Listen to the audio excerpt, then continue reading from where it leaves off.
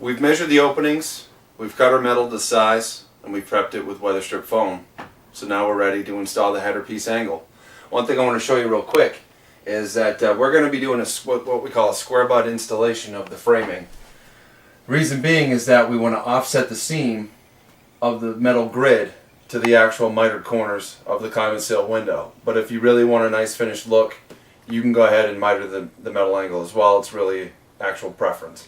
So we're ready to install the header piece. What we're going to be doing is installing we're going to be installing fasteners about 3 inches in from each end, 18 inches down, another one in the center, another 18 inches down, and 3 inches from the end. So this actual 6-foot piece is going to have 5 screws in it. For today's sake, we've actually pre-drilled the hole for the center piece, and we're going to go ahead and install that. We're using a number 6 3/4 self-tapping pan head. You can either use a hole punch. Sometimes a screw will self-tap right through the metal pretty easily, but you can also use an 1/8 inch drill bit to get things started easier. This is a number 2 Phillips head, and we're just going to go ahead.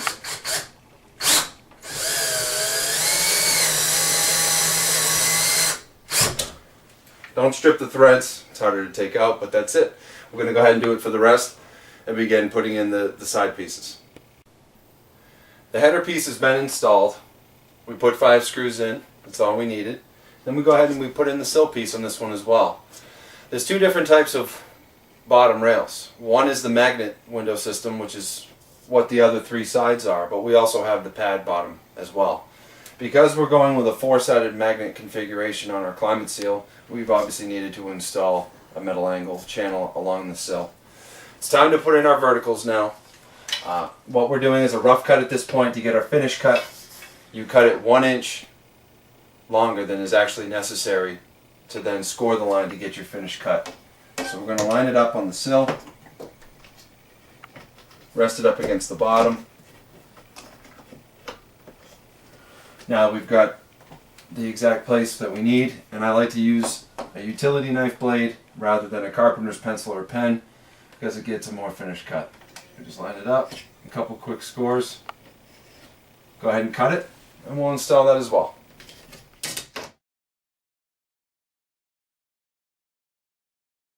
We've got a little bit of daylight up in here, so what we want to do is to use a good window door quality caulking. GE makes a pretty good one, and also DAP 50 year. Make sure you get the long lasting, odorless, paintable, and make sure you get the acrylic latex. So I'm just putting a little bit on my finger actually and applying it from the back side. Because we have the weather strip foam prepped on the metal angle, we don't have to worry about any air infiltration along the jamb seam. So just a little bit of bead on your finger, just go ahead and apply it from the back side and push it through the hole until it comes through. Just take your cloth and we're just going to wipe it clean to the front side. Nice and clean, simple, and done.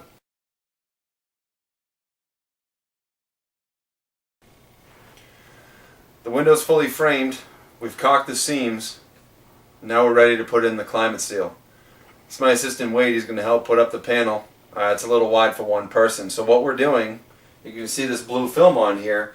Every climate seal comes with a protective film during shipping. It helps to protect against any damage that could happen during transit. So this film's going to stay on just for the dry fit run. What you want to make sure is that it's going to fit right before you take off the film and polish it for an installation, should you need to make any cutbacks or modifications. So we're going to go ahead and put this thing in. We're going to set it in, always very important, we set it on the sill. We're going to line it up into place. You heard that snap in. Just go ahead and ride it in. Wade's putting in his end first, and we're going to put in my end.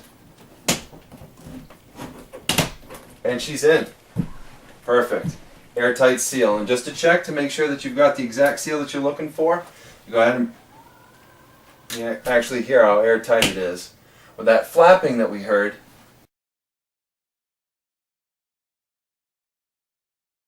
polish and install the finished product. With the climate seal, the best way and the recommended usage for cleaners and cloths, and is sold with each item, is our Brilliant Ice Cleaner. It's a plastic cleaner, non-toxic, water-based, Only thing you want to be careful of, because it is water-based, is to not let it freeze. If it does, it kind of separates the cleaning properties and it's no longer usable. Brilliant Ice comes in 8-ounce spray bottles, 32-ounce trigger spray bottles, and also a gallon refill, so depending on the size of your project is what you're going to need. The other thing we recommend are a cotton non-abrasive cloth called the white ball. It's a reusable cloth once you're done using and polishing with a non-toxic cleaner. Go ahead and let it air dry. You can put it back in a little storage bag or Ziploc bag and reuse them several times over. So we're going to go ahead and peel off the protective film. What's very important is that we're peeling off the exterior face first. So this blue protective film now comes off. One edge is already ready. You want to go ahead and peel it off. I've actually already applied the cleaner, and we want to give a good generous amount to cover the entire surface area of the acrylic. And I've actually got my assistant Wade here again, because of the size of this window, to polish it right. And this is a very important process. To make it look its very best and to be truly invisible, it's a 3-cloth process. And what I mean by that is, we're going to go ahead and spread the cleaning material over the surface area of the acrylic. That's the first cloth. The second cloth is going to be bringing the cleaning solution to a fine bead, and the third cloth is actually going to be drying to the touch. We want to make sure that we're drying and polishing with the cloth and it's not air drying, because it will leave a residue and you probably will see it in sunlight. So we're going to go ahead and get started. I'm going to bring this all the way around the edge.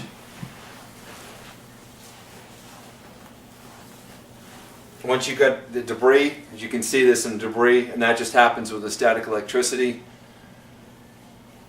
Okay, so once we got that debris up, we want to use a clean face cloth on a new side and just go back and forth in linear motions. You don't want to buff it like a car. When you do that, if there's any debris, it can rub into the acrylic and you can get some scratching. So we just kind of go in linear motions back and forth, spreading the material. Now we're ready for the second cloth. The second cloth is not meant or intended to polish the window dry. Like I said, it's just to bring it to like a fine bead.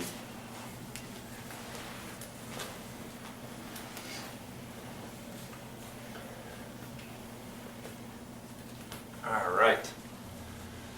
So now we're ready for the third cloth, which is actually going to dry it, and we'll be ready.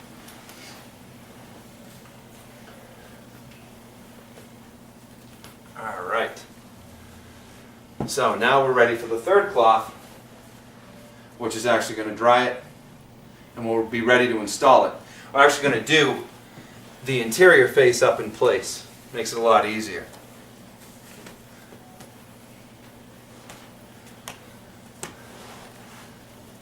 And what this Brilliant Ice is actually doing is treating the acrylic to help give it a finger-proof, residue-proof, and to help resist against scratching, and also eliminating the static electricity.